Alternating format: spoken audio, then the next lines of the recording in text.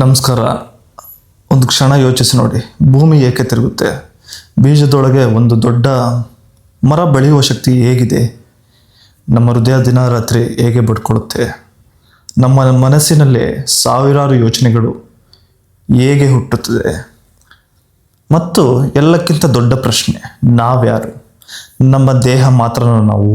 ನಮ್ಮ ಮನಸ್ಸು ಮಾತ್ರನಾ? ಅಥವಾ ಎಲ್ಲವನ್ನು ಗಮನಿಸ್ತಿರುವ ಇನ್ನೊಂದು ಶಕ್ತಿ ನಮ್ಮೊಳಗಿದೆಯಾ? ಸನಾತನ ಧರ್ಮ ಮತ್ತು ಆಧ್ಯಾತ್ಮಿಕ ತತ್ವದಲ್ಲಿ ಈ ಪ್ರಶ್ನೆಗಳು ಒಂದು ಅದ್ಭುತವಾದ ಉತ್ತರವನ್ನು ನೀಡುತ್ತದೆ. ಅದೇ ಶಿವ ಮತ್ತು ಶಕ್ತಿ. ಅದರ ಸ್ನೇಹಿತರೆ, ಶಿವ ಎಂದರೆ ಕೇವಲ ಕೈಲಾಸದಲ್ಲಿ ಕುಳಿತಿರುವ ದೇವರೇ?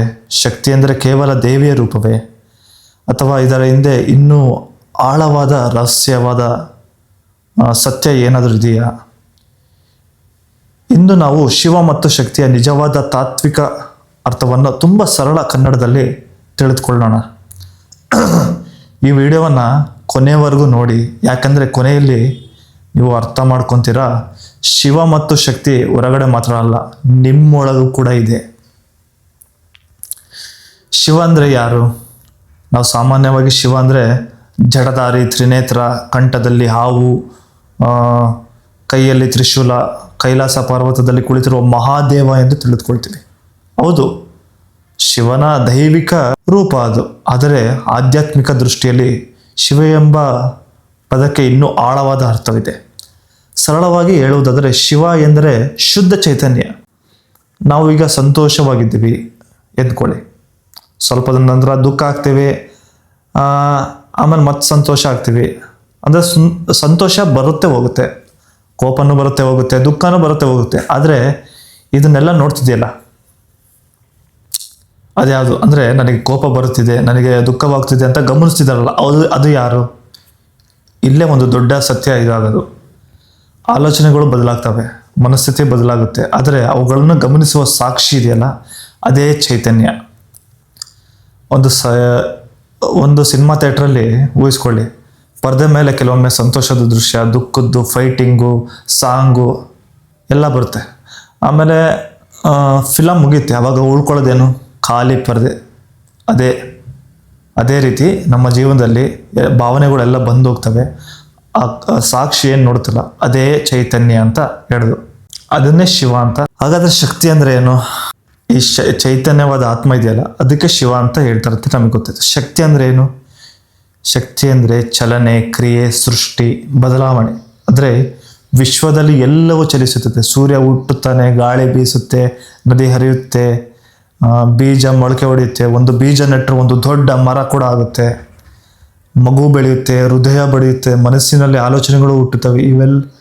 ಈ ಎಲ್ಲ ಚಲನೆ ಮತ್ತು ಅಭಿವ್ಯಕ್ತಿಯನ್ನು ಶಕ್ತಿ ತತ್ವ ಎನ್ನುವ ಮೂಲಕ ಅರ್ಥ ಮಾಡ್ಕೊಬೋದು. ಶಿವಶಕ್ತಿಯನ್ನು ಅರ್ಥ ಮಾಡ್ಕೊಳ್ಳೋಣ, ಓಕೆನಾ? ಒಂದು ಬೆಂಕಿಯನ್ನು ನೋಡಿ. ಬೆಂಕಿ ಅಂದರೆ ಬೆಂಕಿ ಜೊತೆ ಉಷ್ಣತೆ ಇರುತ್ತೆ ತಾನೆ. ಈ ಪ್ರಶ್ನೆ, ಬೆಂಕಿಯನ್ನು ಉಷ್ಣತೆಯಿಂದ ಬೇರ್ಪಡಿಸಲಾಗುತ್ತಾ? ಸಾಧ್ಯನೇ ಇಲ್ಲ. ಹಾಗೆಯೇ ಶಿವ ಮತ್ತು ಶಕ್ತಿ ಪರಸ್ಪರ ಬೇರೆಯಲ್ಲ. ಶಿವ ಎಂದರೆ ಚೈತನ್ಯ, ಶಕ್ತಿ ಎಂದರೆ ಆ ಚೈತನ್ಯದ ಅಭಿವ್ಯಕ್ತಿ ಅಷ್ಟೆ.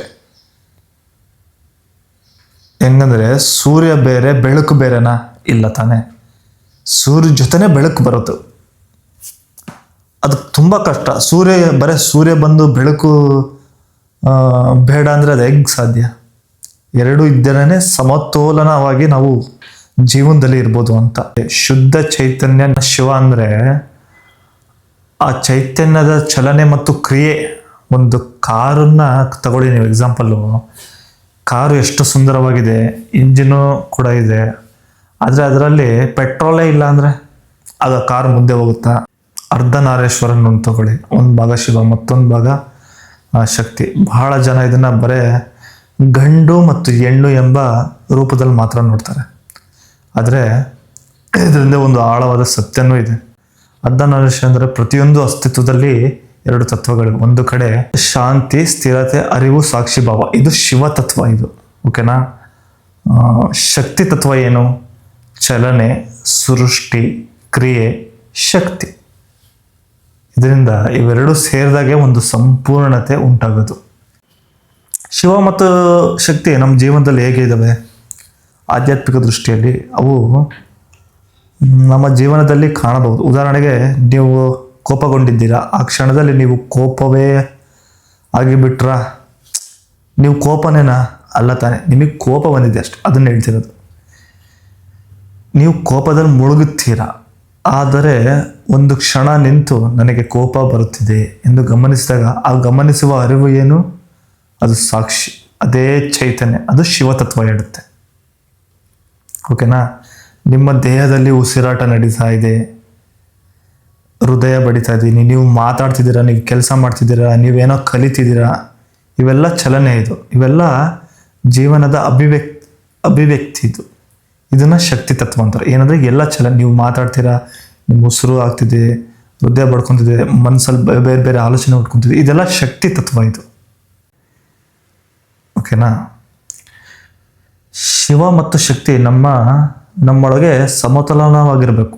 ಅವಾಗ ನಾವು ಸುಂದರವಾದ ಏನು ಚಿಂತೆ ಇಲ್ಲ, ಆರಾಮಾಗಿ ನಾವು ಬದುಕಲಿಕ್ಕೆ ಸಾಧ್ಯ. ಶಿವ ಮತ್ತು ಶಕ್ತಿ ಅತ್ಯಂತ ಸರಳ ಅರ್ಥದಲ್ಲಿ ಏನಂದರೆ, ಶಿವ ಎಂದರೆ ಚೈತನ್ಯ, ಶುದ್ಧವಾದ ಆತ್ಮ, ಮೌನ, ಸಾಕ್ಷಿಭಾವ, ಶಾಂತಿ, ಸ್ಥಿರತೆ. ಶಕ್ತಿ ಅಂದರೆ ಚಲನೆ, ಕ್ರಿಯೆ, ಸೃಷ್ಟಿ, ಜೀವನದ ಅಭಿವ್ಯಕ್ತಿ, ಪರಿವರ್ತನೆ. ಶಿವ ಶಕ್ತಿ ಎರಡೂ ಇದ್ರೇ ಸಂಪೂರ್ಣ ಜೀವನ.